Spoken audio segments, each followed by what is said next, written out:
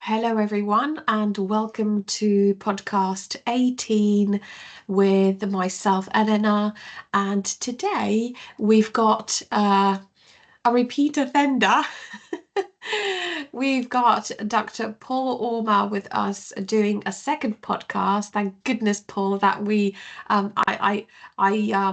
I gave you a positive experience, hopefully, or you're just loving the students and want to do this out of the goodness of your heart, because we are doing it actually. We're all volunteers for this. And we're here for the students. So please, introduce yourself for the students very quickly, if you don't mind, even though you've done one of these before. Yes, Elena, it was a painless experience, so I'm happy to be here again. My name is Paul Omar, and I teach on land and equity as well as some of the master's programs. So my specialism is in corporate and insolvency law, so that's what I research. But in common with many of my colleagues, we teach on the core modules. So I have specialisms in contract and tort, and of course, the property-based subjects. Super, thank you. But Paul, we are here to talk about to talk about a very important question, I suppose, or topic. But before we get there, can you tell the students something interesting about yourself, or something that you want to share with them that they don't know of about you yet? Well, I was going to say that I love Oscola, which is, of course, the mandatory referencing system in the law school. But I love travel a lot, and perhaps more so than my day job. But it allows you to see the world and to experience things, and of course to gain lasting memories of being elsewhere. I love that. I think many of us like traveling, but yeah, you do it a lot. So I like to hear about your stories whenever you come back.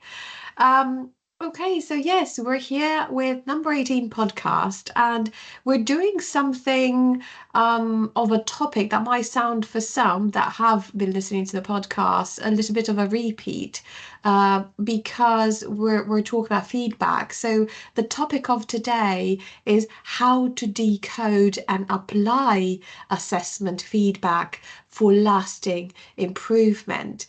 And I'm saying we're repeating, in a sense, the talk about feedback, just because we have done one podcast with is it Sophia, I think. Yes, with Sophia, and the topic was how to incorporate feedback to improve your legal writing. So we are now moving from that general approach to how to improve your legal writing by using and incorporating that feedback into decoding it, because as we have seen, some students really struggle with this, understanding what the feedback is saying. And sometimes they don't really want to approach us to actually ask the question, what did you mean by this? Mm. As clear as it might be, it's harmless for you to ask the question. And yes, we do want that lasting improvement. So not just for the writing of it, but for the whole experience of how the student is presenting their paper. So can you tell the students then, Paul, why do you think that this is so important? I think there are a number of points one can make right at the very beginning, and the first, perhaps most important point is why feedback is important to not just academic development, but also career and personal development. We want to improve as people, not just in what we do, but in how we are ourselves. And one of the ways of doing so is for others to interact with us and to tell us how they perceive us. And that occurs on a personal level in our interactions with family and friends. It also occurs here at the academic level when we interact with our peers, our colleagues, and with students and these others who are important to our place at university.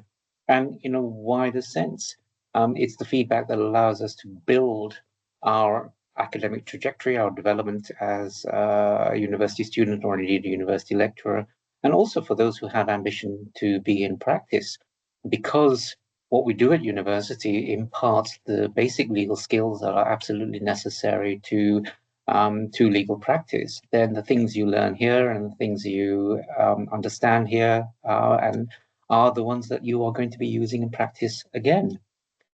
So feedback is important because it allows us to change, to develop, to become better human beings. That's, I think, the I first thing like that one has to that. remember. Yeah. I like that, and I like that you've related this point not only to the work that we do, but also to our personal development, because you're developing yourself while you're developing you're planning for your career, and you're becoming that professional person that you want to become. But at the same time, growth is growth on any level, and it helps you as a person. But I did like what you said earlier about it allows someone else's it allows us to get acquainted with someone else's perspective of us, not us necessarily as a person, but us in terms of the work that we do. Can you tell us more about that? Yeah, I think one of the important things perhaps to realize about the feedback process is although we're concentrating on assessments because that's really the point of interaction that most students have with the academics, is that it occurs at any time. So if you take a very typical career experience, you're asked to do a piece of research, you come back with a possible answer. The interaction then with your peers in the firm is going to be, well, have you done a good piece of research? Have you brought back an answer that is usable, that one can give to the client? And if not, what could you do better the next time? Because you'll have to go and find the answer again. So it's what we call an iterative process. It's a process that occurs over and over again, and hopefully each time it happens, you build on the experience of the previous round and you improve how you carry out your tasks. And in the academic environment, of course, assessment is very important because students always want the best grade possible. And so feedback is essential really for informing students about what they need to do the next time to improve upon their existing base. So it is an iterative process and it can occur at lots of points in the academic and personal journey and professional journey, of course. So it's not just limited to the assessment point. Oh, that's very good. That's very good. I like that you focus on the long term, the longevity of the improvement. But the difficulty, I think, for, hence the name of the session for today, is this decoding bit. Can we start going into that and help students not be so worried about asking us, what did you mean by this? Because sometimes it might not be as clear as we would like it to be. Mm, But also, how do they, if they don't approach us, how do they successfully understand what the feedback is saying? mm. Are there some tips that you can give us? Well, the Yeah, I think student. most feedback falls into one of two basic categories. There is the affirmative feedback, which is you have done something right, so this is something you should continue to do with perhaps one or two improvements.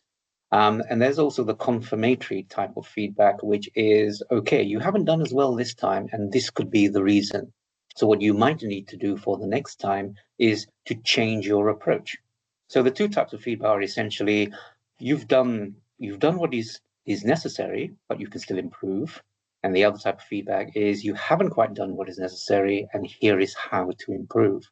So essentially, all feedback should tell you what you might need to do to approach another piece of coursework, or indeed, if you're facing an in-year retrieval, it might well be the same piece of coursework in a second round. So it's all about looking forward.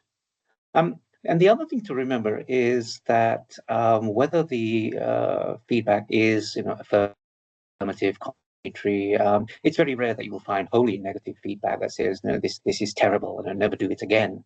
Um, but you will often have, messages in the feedback that say something like, you know, you haven't quite reached the standard required at this level. You need to go back to basics to work on these particular ideas or these particular skills. And even that is a learning curve. It offers you the opportunity to revise how you approach the assessments. So all feedback should enable you at the very beginning. So when you read it, you should be able to move forward on the basis of what it recommends. The second thing to remember is that most feedback is written actually in very clear language. So it tells you what you need to do, it tells you what you haven't done, and what further skills you might need to acquire. In rare instances, what we will do is we will refer you to external agencies. So, for example, the library, which has a very good support service through its Center for Learning and Study Skills. So there may be skills that you need to acquire, such as how to construct a narrative, how to understand the placing of terminology, the interpretation of language, and so on. That will be useful to you. Um, so it should be possible to build on the feedback. The difficulty here is knowing when then to use the lessons from the feedback. And unless you're doing an in-year retrieval where you can immediately apply the feedback to the next round of the exercise, most feedback actually is delayed implementation. So it's only the next time you confront a particular piece of coursework or a particular assessment exercise that you will then have the chance to use the advice that has been given to you. But our problem here is that there may be quite a long period of time between when you get the feedback and when you next have the opportunity to apply it. Yes, I think I completely agree with what you're saying, especially that sometimes, and the way, especially the block teaching is set out, is that many of the modules that you're doing in any given year is designed not necessarily to be um, in structuring content along the same lines of previous modules, previous assessments and other modules. So to draw a comparison, in a sense, it is sometimes difficult to take all of the feedback that you've received on a problem question assessment to then apply it to an essay question assessment. Um, and so students might struggle with that as well, which Mhm. hence the difficulty. But I suppose feedback is a general thing, isn't it? So you have to take it depending on the content of it and depending on how much you have received, you take it on board not just for problem questions. Of course, like you said, Paul, you can replicate it in a different piece of work, and do better on those particular points if you're doing yet another problem question. But what if it's an essay, Mhm. yeah, in a different module? How do the students incorporate that feedback from one type, different type of assessment to a new one, or one that looks not as similar as the one that they got the Mm. feedback on? Yeah, actually, that's a very good question, Elena, because there are some skills that law students acquire that are common to most types of assessments. So the logic of research and what it is that you should be looking at in order to find a potential answer to the question you're confronted with, and whether that question is in the form of an advice to a client, as would be the case with a problem question, or structuring a response to a topic or title in the form of an essay. There are certain study skills that are common to both exercises. So the research process itself is something that is common. Also, the idea of logic and narrative. Narrative really means you're telling a story. In the case of a problem question, the story you're telling is based on the facts the client has given you, and what you're trying to do is to construct a legally based solution to the set of facts you're confronted with, and you're telling the client in the order, the logical order that those facts are presented to you. And it's the same with an essay. You start with an introduction that says, here are the issues I need to confront and I need to present you with an answer with. You then actually analyze the topic and the issues that arise in the body of the work, and you provide a conclusion that looks back and says, here is the answer I recommend, here are some steps that we can take going forward. So the idea of logic, how you construct a piece of work, how you find the narrative, how you tell the story in that piece of work, that's also common. Things like presentation and referencing, and I know you're very hot on Oscola, aren't you, Elena? Yeah, that's very much common, I think, to every single exercise in the law school. So there are these certain basic skills that you're always going to need, and you're always going to apply no matter what the type of assessment is that you're confronted with. I like that you generalize it in the sense that whatever feedback you're getting, because this is your message really, it's good for any paper that you're doing in the future, especially when Mm, it's about the writing bit of it, the style. And also I think the way you explain the way you tell the story, because I always say to students there is it is a learning curve. We don't expect first years, second years to know it all and to know how to structure a really good paragraph, or how you have to keep doing it. And the writing part of it, so while I would say, well, for a problem question is also the content of referencing that you're using, because for a problem question it all comes down to a primary sources, so to speak, because cases and legislation are those that are very prominent in answering problem questions. Whereas when we're talking about an essay, answer to an essay question is more often that we'll be engaging with journal articles and things like that, depending on the actual question.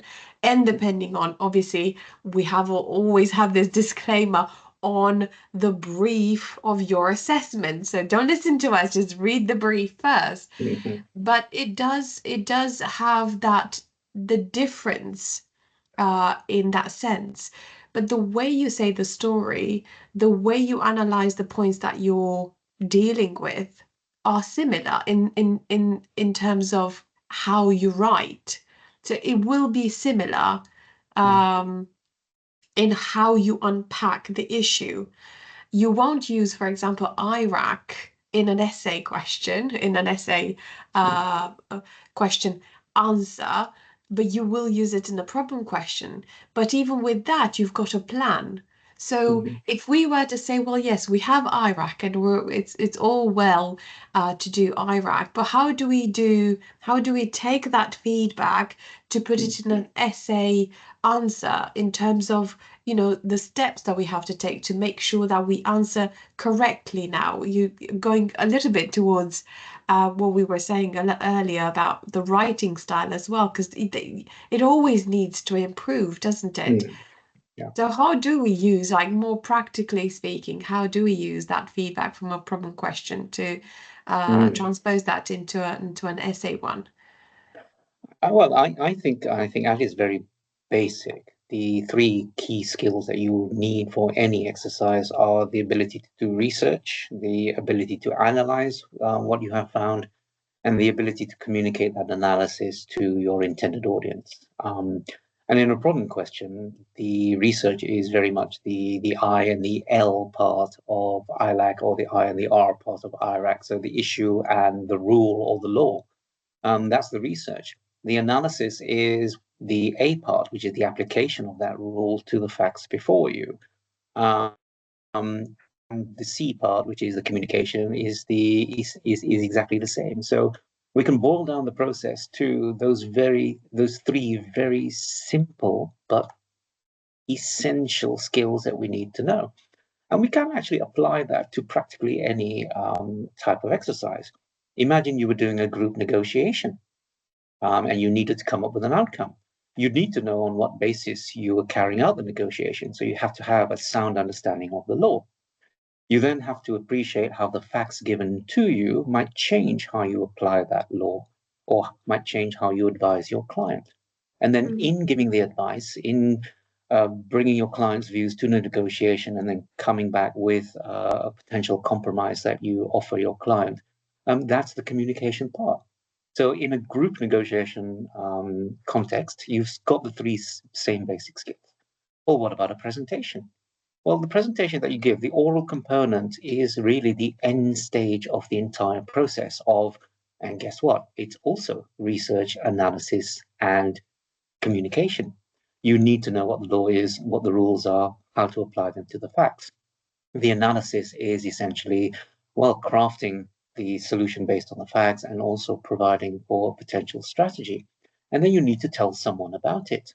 Now, in most cases, assessments at university are you will tell someone in writing. You will craft an answer which is structured as an advice to a client, but your audience is really your tutor. Same thing with an essay. You're crafting an answer which essentially is meant to be read by the whole world who is interested in the topic, but your intended audience in reality is going to be your tutor. So a presentation is exactly the same thing. So to a negotiation, so to a piece of writing. They all have the same core components. And I think the trick is knowing how to extract from the feedback that you are given the relevant lesson that you can carry forward to all other types of assessments. And that's what I think we mean by decoding here, don't we, Elena? It's how to understand what is being asked of you, what the advice that is being given to you in feedback, and then how to apply it to other situations you may be confronted with.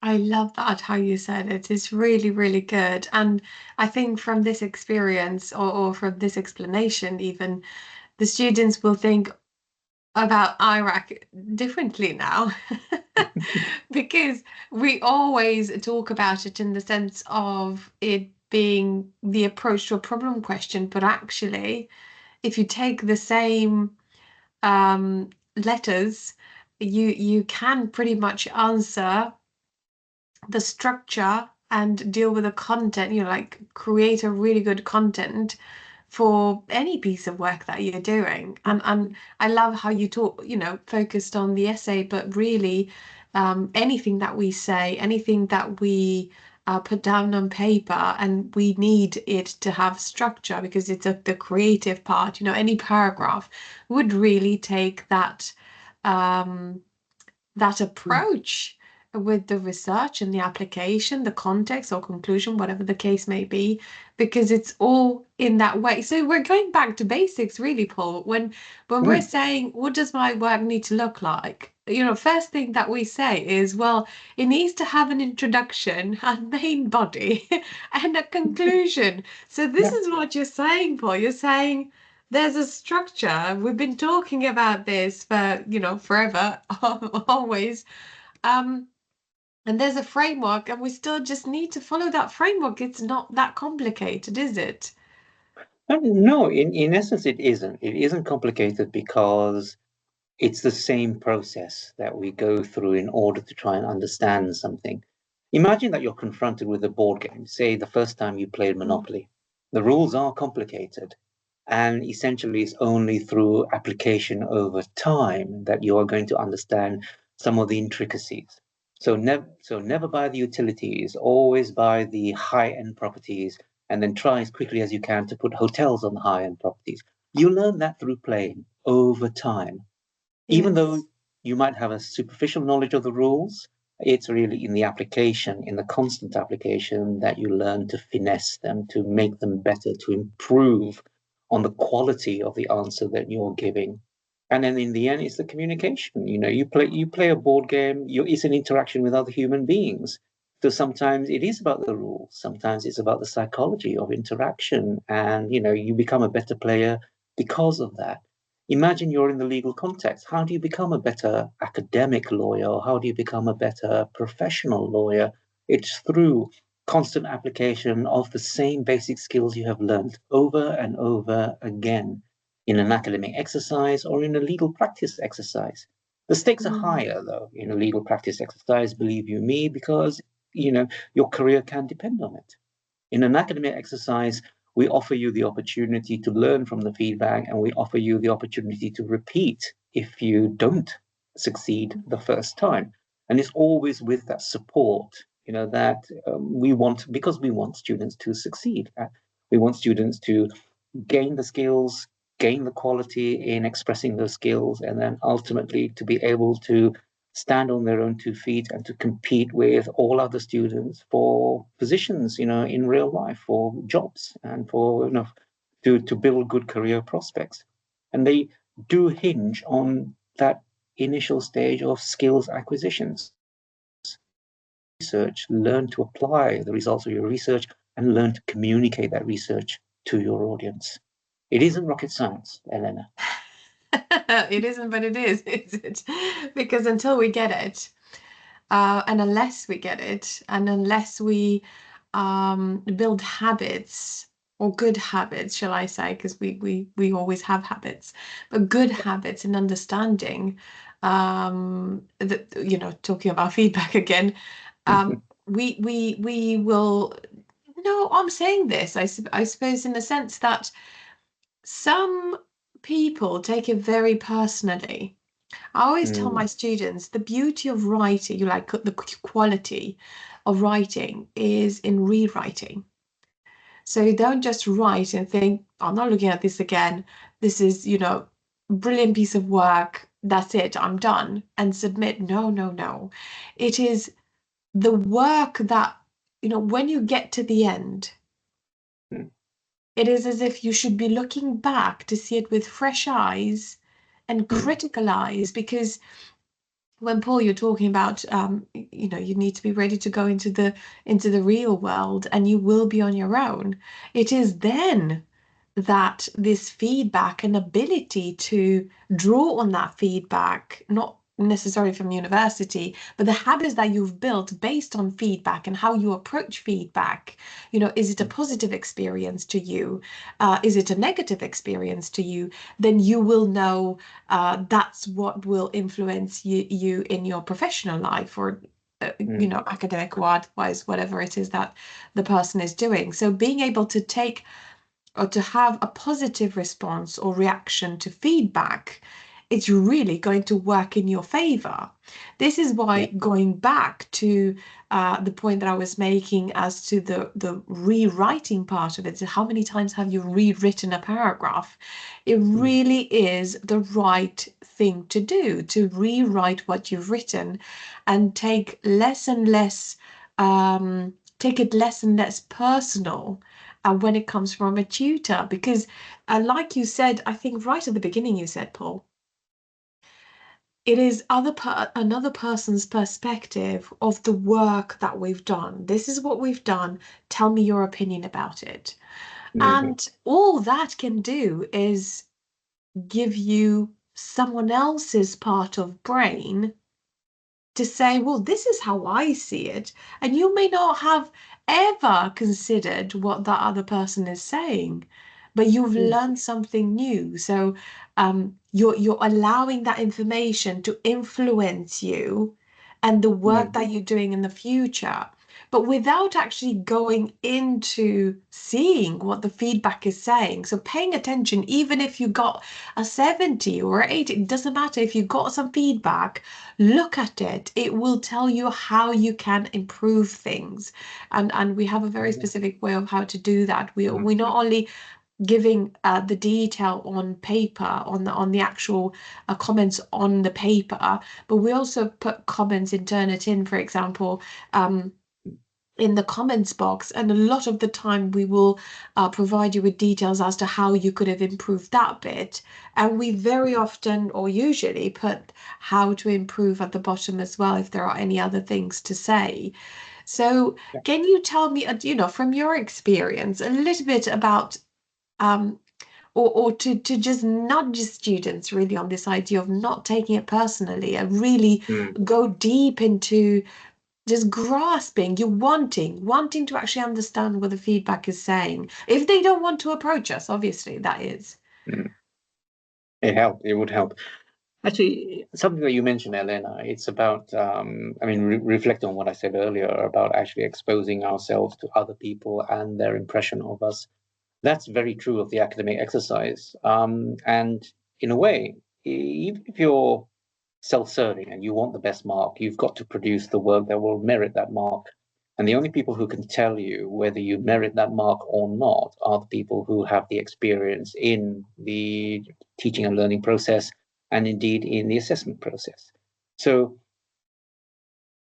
try and understand that all feedback is as constructive as it can be, and that it is designed to improve what we are seeing in front of us. And if you happen to fall short because you either haven't demonstrated a particular skill or demonstrated a particular necessary element of the coursework, or if you've done so, but you've done so badly or with less quality than one might expect, and it is pointed out to you, that is an excellent occasion to learn from that feedback and to improve the next time you do it. And the more you improve, the more quality you put into your work, and the more quality there is, and it reaches the benchmark, then you are likely to be rewarded with the grades that you want. But without engaging with that process, how do you ever learn? Some people are naturally gifted and they can produce first class work, just like that. Most people, including us, are not, and we have to learn.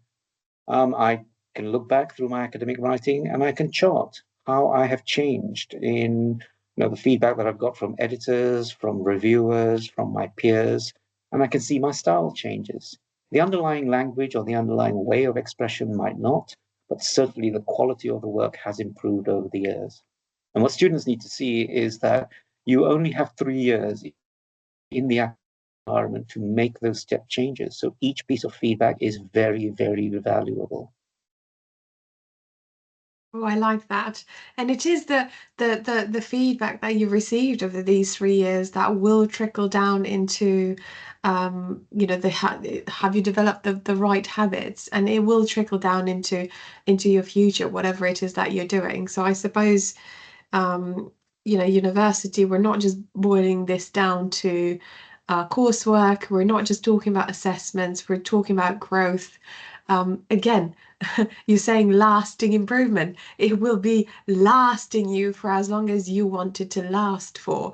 Not that it will influence you directly, but it is this habit forming and your attitude to feedback that will, um, I suppose,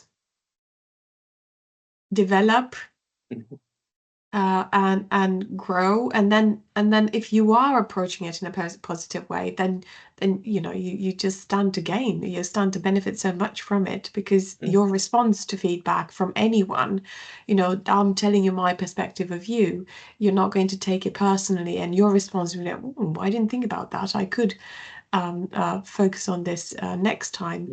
And I suppose generally speaking, what we are trying to do every day is just become a better version of ourselves in our every tomorrow, or every day we're trying to be better than yesterday, based on our interactions. But um, people have a different set of eyes to the eyes that we have for ourselves. Um, if we think about it, I suppose there are the eyes with which we see ourselves. So there is the person that I think I am, the person that I really am, the person that other people think or see that I am. And so there are so many variations. And unless we actually look out, um, especially for positive things. Don't look out for the negative. I mean, I'm not into that. Listen to other people's negativity. But if we are here to help you, so it will be a positive, a constructive thing, or maybe not. Maybe it's not going to be positive in the sense that you need to improve X, Y, Z. It's not taken out as a very positive thing, but it is constructive in the sense that we are only ever saying this because we want you to do better in your future work.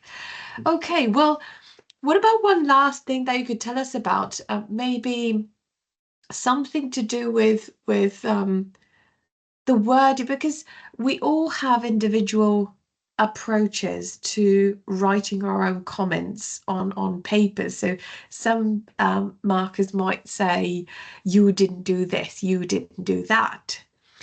Others might say, "This paper lacks on this point." It could.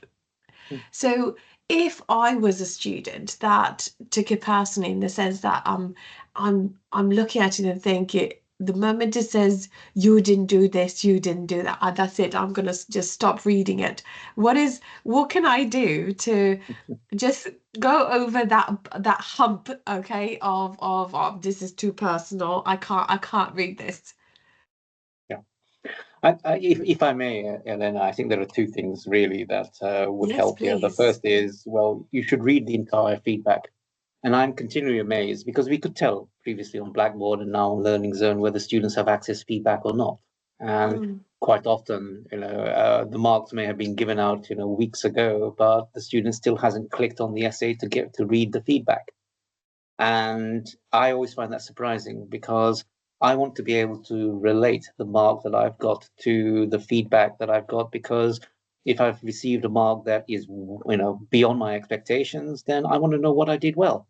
And if I haven't reached what I thought I could reach, I want to know what I didn't do well. So reading the feedback to begin with is always, it's the most simple thing that a student can do to help themselves. And then taking the approach that it isn't personal, it's all about building. It's all about constructive feedback that, things need to improve. And we never produce pieces of perfect work the first time round. So there are always things that we can do better. And the third thing really is that in the law school, we're moving to a new structure for feedback, which places emphasis on six core areas or key areas, including things like narrative, research, and of course, citation and referencing. So there will be more of a structure to feedback that will identify pluses and minuses or good practice and bad practice in these six key areas. So the type of feedback that you will get from any exercise that you do or any assessment that you do will be structured in exactly the same way. So you can take out those lessons immediately and you can then apply those lessons to all future pieces of coursework or all future assessments very, very easily. So the way we're delivering that feedback to you will undergo a change. And the reason for the change is that we want to be clearer in what we provide to students. And that offers the opportunity to students to also take the lessons directly and to apply it to future assessments. So there is that iterative process where you learn from one exercise and then you bring those lessons to a new exercise where hopefully you will improve on what you can improve and have improved, and you will not make the same mistakes where you have made mistakes. So it's really, the things that you can do to help your. yes.